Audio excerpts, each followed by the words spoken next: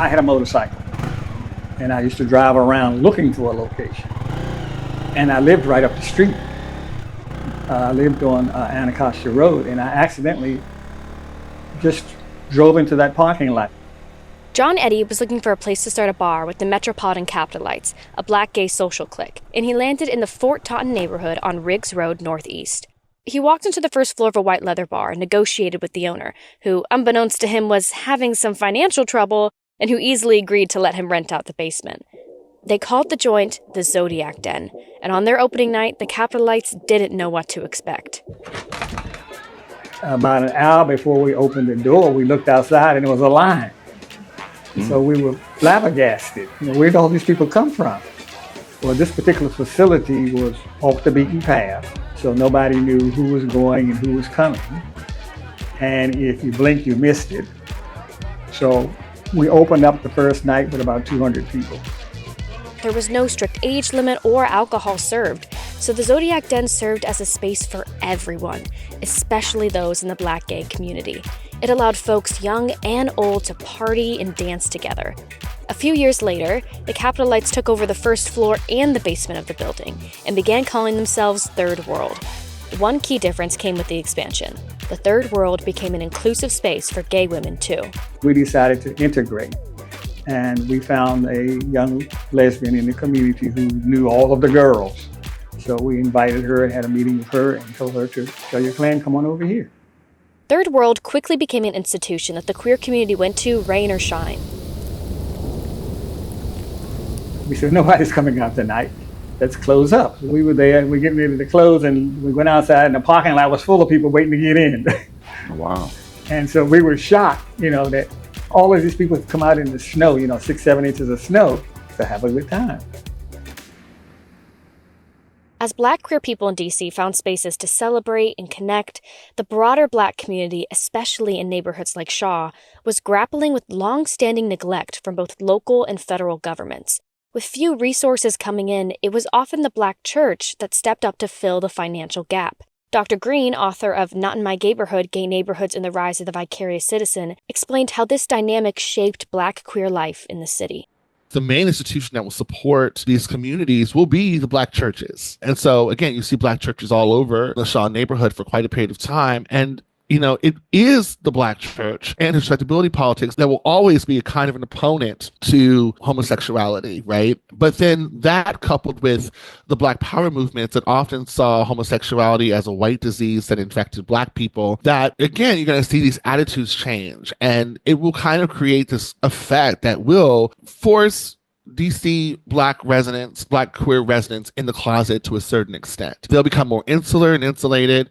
The rise in homophobia within the black community also coincided with the rise of queer nightlife in Southeast, an area that would help black queer people for maybe the first time separate their home life from their queer community. With development of bars along O Street, people will, create a greater distance between themselves and the communities that they live in. The rise of queer establishments in Southeast started at the same time that the nation began to see and feel the impacts of various social movements. The anti-war movement, the second-wave feminist movement, the continual fight for civil rights, the Red Power movement, and, of course, the gay rights movement. Being the nation's capital, the DC community naturally saw an influx of not just activism, but activists moving into the city permanently. As queer activist groups like the Madison Society of Washington, the Gay Activist Alliance, and the Furies formed, we also saw a plethora of queer bars open all around the city. Most bars that we've explored so far have either been in the downtown DC area near Franklin Square Park and the White House, or around the U Street and Shaw neighborhood. But now, in the late 60s and early 70s, we get to travel to 8th Street Southeast, Barracks Row, Capitol Hill. Over the course of 50 years, this street would host over 25 LGBTQ+ businesses and be known to the city as the, quote, gay way. I drove over to 8th Street, and there was a long line of young gay men waiting to get in.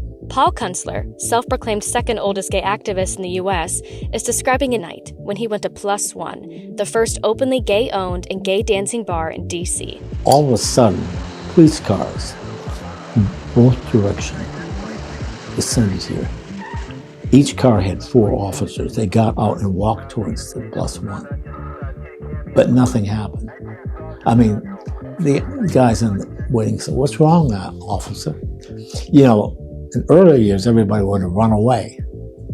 And they went back and tried it again. It didn't work. And they just went away.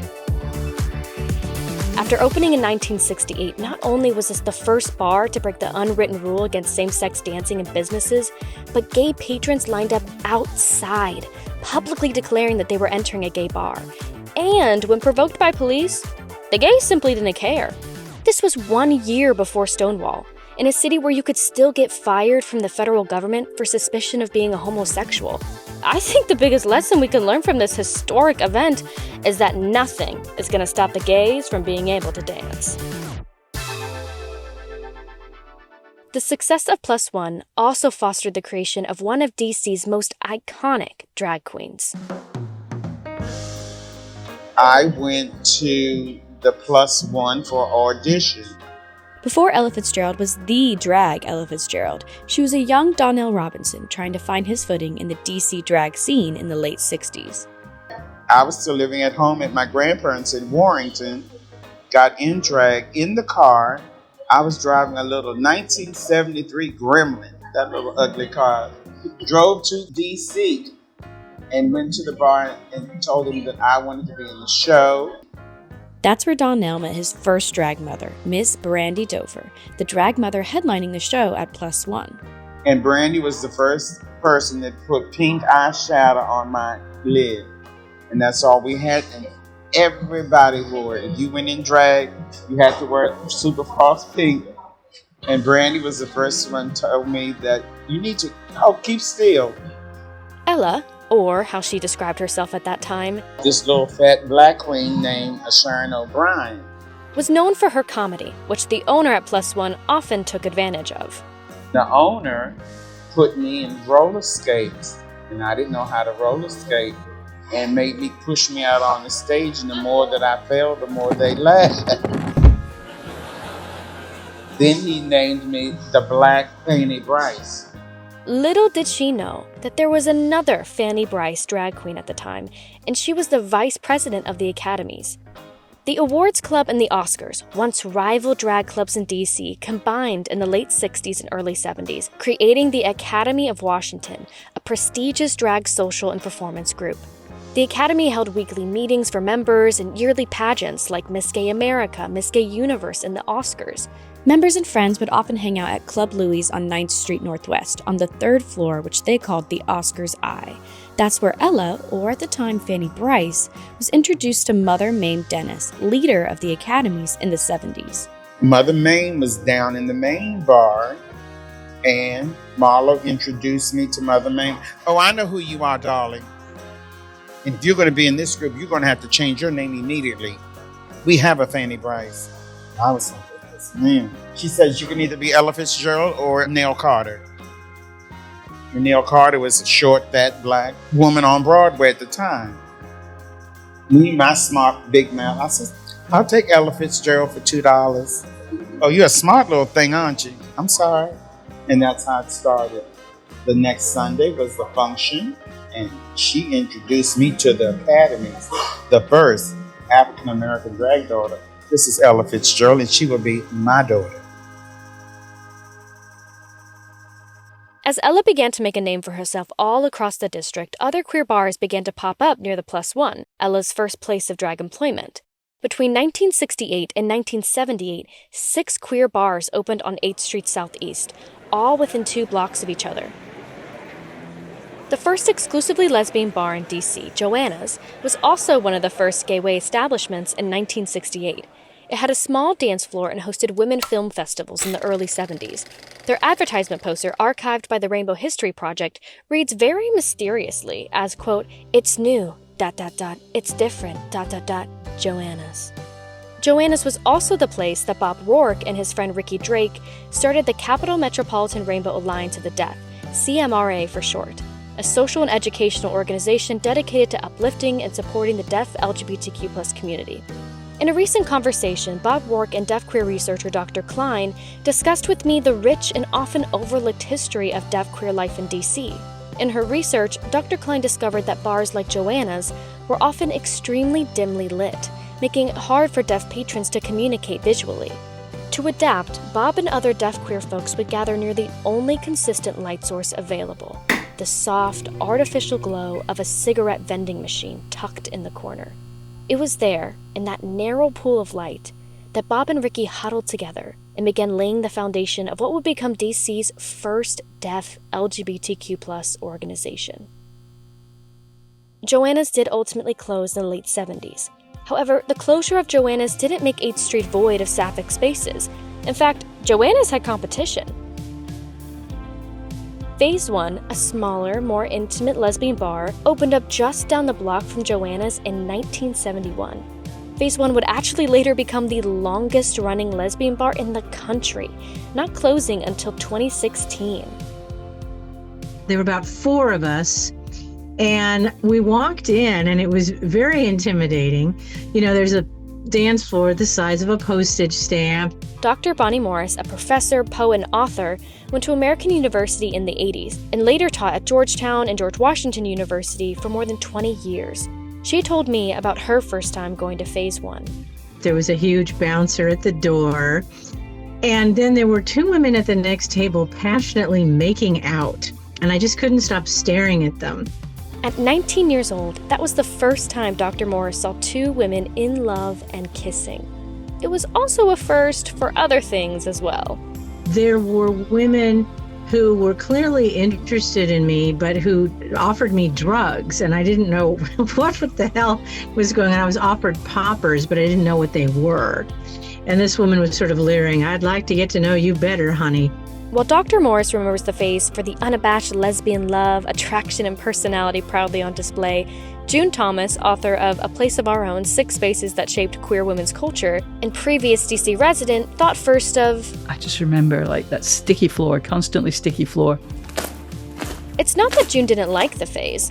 She just felt that the lesbian community deserved more than a tiny bar with, as she said, sticky floors. It's easy to complain about places like the Fizz because they were kind of skanky, I guess, like, don't we deserve better than this, at the same time, like they were ours, and that felt, it was very relaxed, like you wouldn't feel out of place, like it was a very comfortable space, even despite the sticky floor.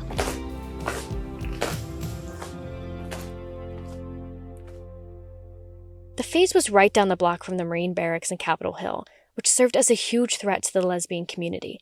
In the article Battle for Queer Capitol Hill by Eric Gonzaba, multiple lesbians reported being harassed, sexually assaulted, and attacked by Marines. In 1978, the phase owner recalled someone throwing a gas bomb into the bar. Yet, even with all of this, Phase 1 still remained a staple for the white lesbian community. Contrarily, in the 1970s, Phase 1 was an unwelcoming space for the Black and trans communities. Black patrons were often required to show multiple forms of ID, and the bar enforced a dress code that specifically targeted Black attire. Drag was outright banned, a policy that effectively excluded trans people. In 1978, Phase 1 was named in a discrimination complaint as one of 5 DC bars that treated Black patrons unfairly compared to white customers. It actually wasn't until 1984 that the DC Council passed a bill threatening to revoke the liquor license of businesses with racist ID practices. But once again, it wasn't just Phase 1. Racist carding was a systemic issue at many gay nightclubs. The biggest challenge was always Pier 9. You could get in during the week when there were not very many people there, but on weekends, they wanted to make certain that the bar was as close to white as possible. Pier 9 in Navy Yard was the second largest dancing gay club to open in DC in 1970.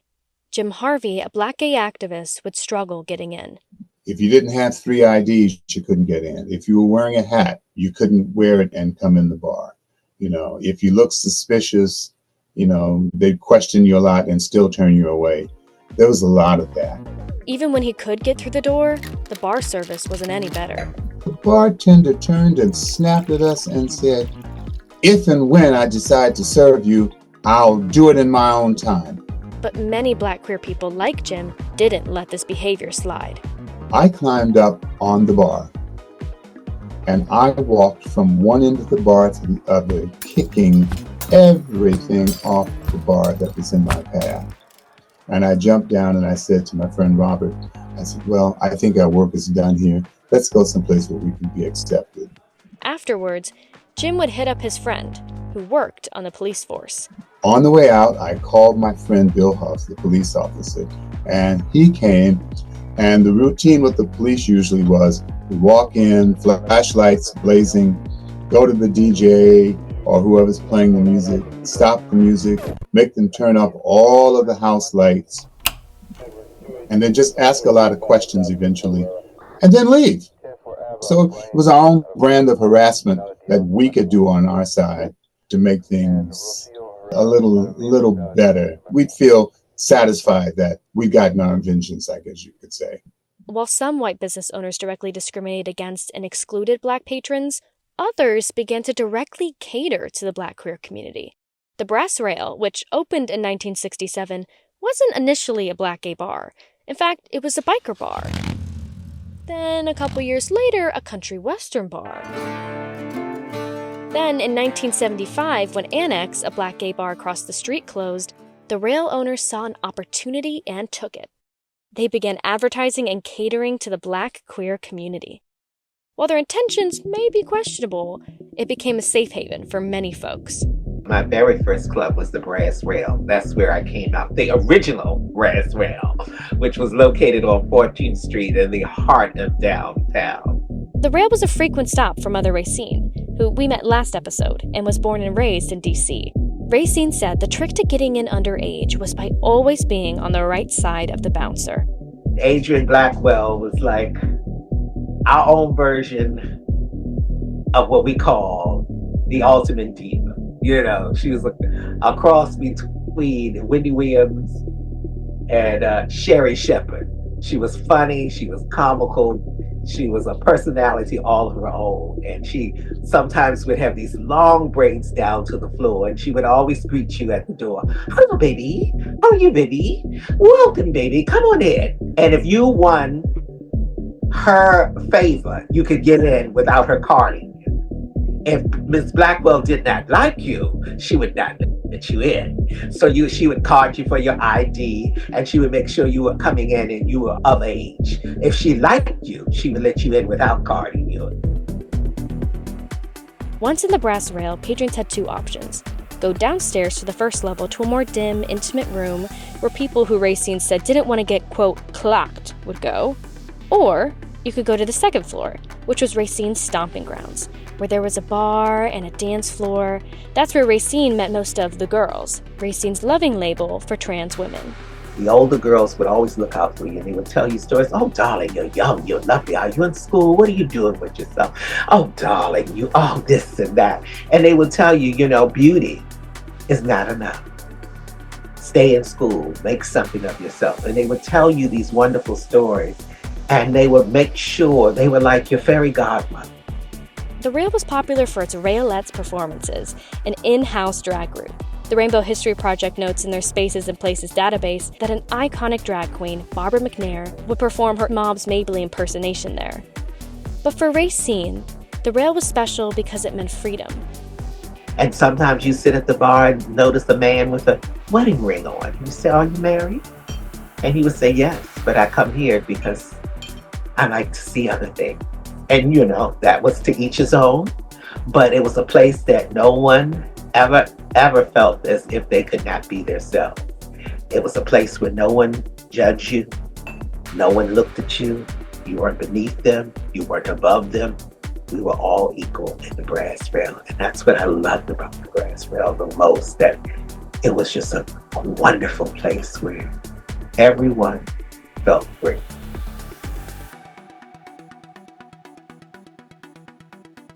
Over in Fort Taunton, Third World was becoming more and more popular as time passed.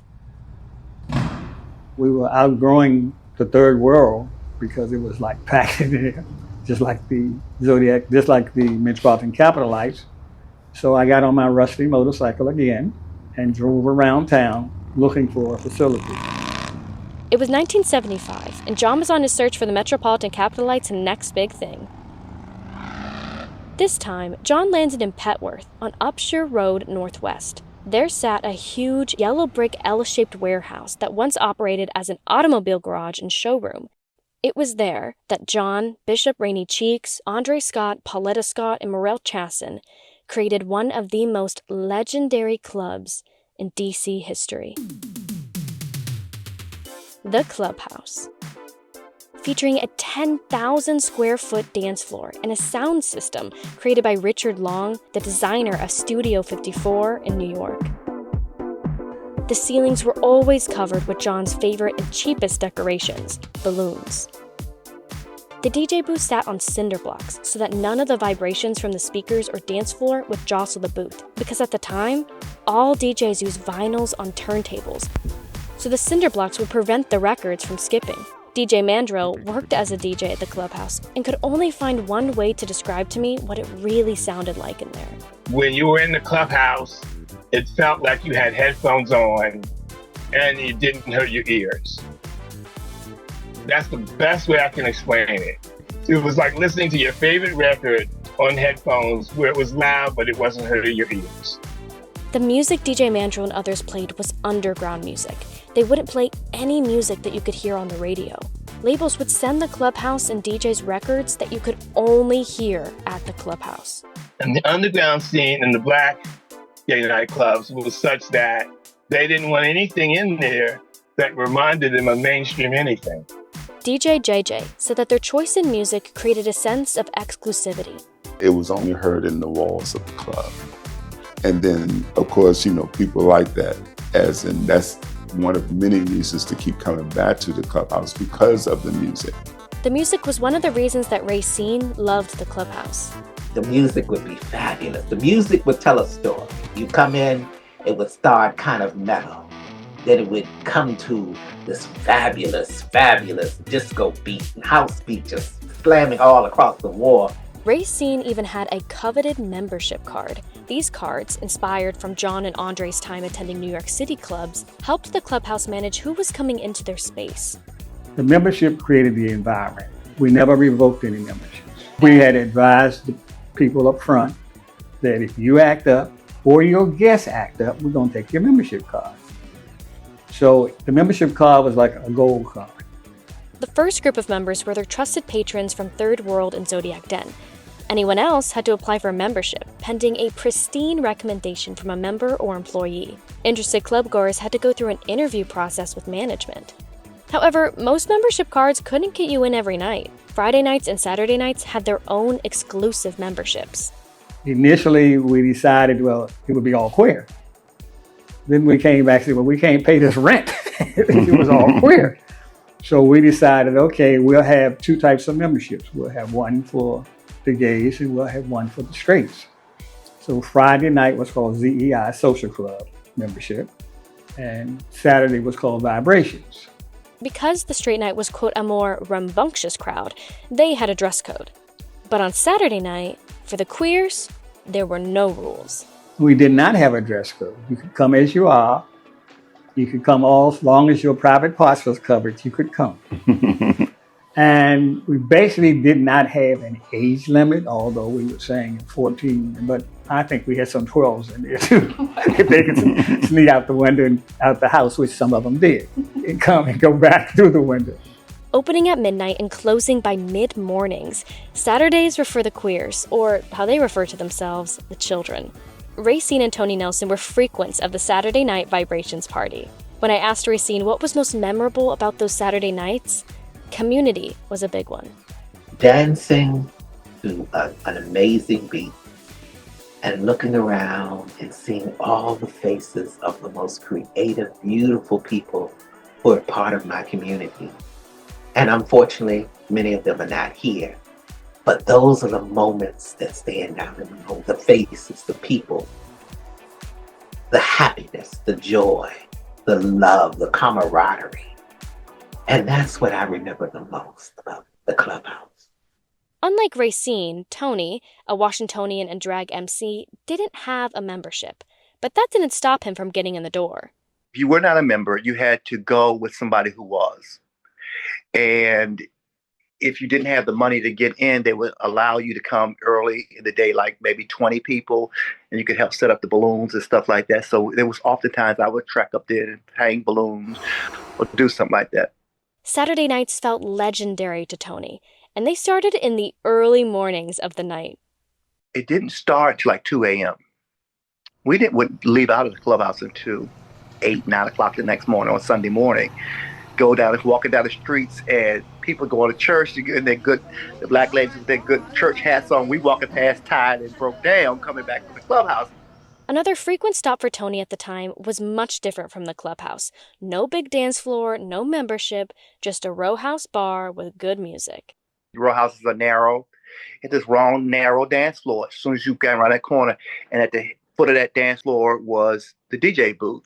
The music was amazing. Tony's weekend routine consisted of Delta Elite on Fridays and Clubhouse on Saturday. We would go to the Delta and we would dance and we would dance and we would dance till we fell out. And then Saturday night we'd go to the clubhouse and just dance and dance and fall out. Like I said earlier, nothing is going to stop the gays from dancing. Every year, Andre Scott and the Clubhouse crew would come together to orchestrate an unforgettable extravaganza on Memorial Weekend that turned into DC's Black Pride. It was called the Children's Hour.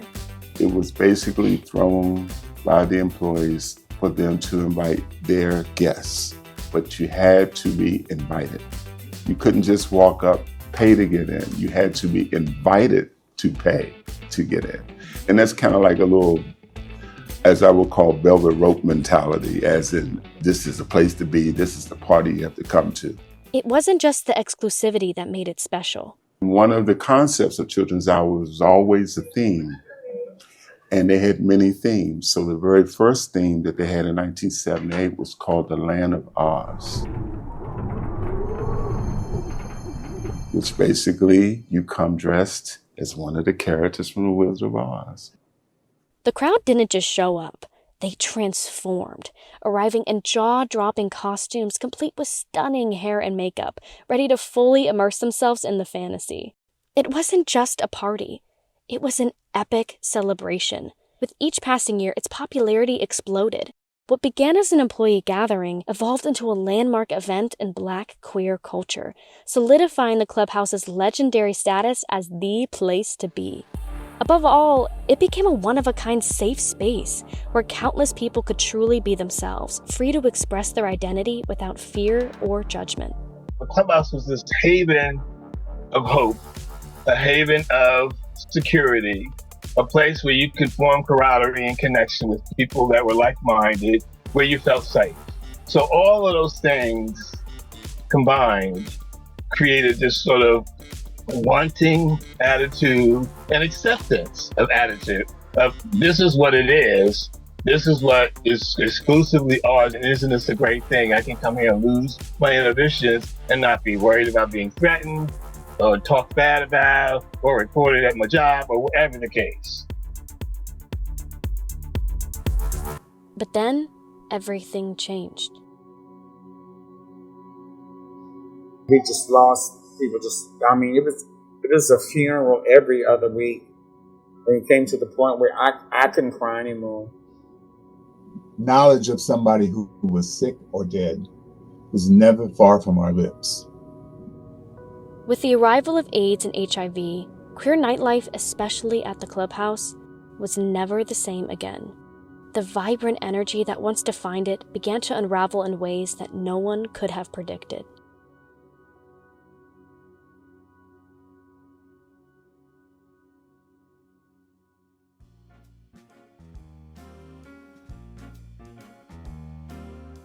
Hey baby, we're so glad you're here and thanks so much for listening until the end of the episode. Don't you worry, because we promise we won't leave you hanging for too long. Next week we'll have an After Hours episode where I'll be asking John Eddy, one of the founders of Clubhouse, all of the juicy goss about what was happening with the Metropolitan Capitolites in the Clubhouse. And of course we'll be playing some fun games, so y'all better tune in. In 2 weeks' time, our third historical episode will pick up where we left off. We want to thank the Rainbow History Project, the DC Public Library, and the countless other academics and historians, whether featured in these episodes or not, who helped inspire and guide us through this process. And of course, as always, shout out to the rest of the QTDP team, Ellie and Mads, for making this podcast happen. You can find a transcript for this and every episode on our website at queerinthedistrictpodcast.com and linked below in the episode notes. If you want to learn more and stay up to date on all things Queer in the District podcast, follow us on our social media pages at Queer in the District Podcast. You don't want to miss our exclusive interview clips, juicy voicemails, and our bi-weekly spotlights. Do you have a story to share? Do you think we missed something? Give us a call and bear it all after the beep at 202-753-6570. If you're still with us, as always, we have a treat for you. This week's voicemail comes to you from the wonderful Rebecca. Hi, this is Rebecca. I'm just reporting that me and my homies came to a drag show tonight, and particularly we were excited because we did bring a token straight to see their first drag show. So shout out to Maisie for coming to see her first drag show, and shout out to all the queers who were like, Maisie needs to see your drag show. So that's what we're doing tonight, and I hope you feature us on your podcast. Thanks. We love As You Are. Bye.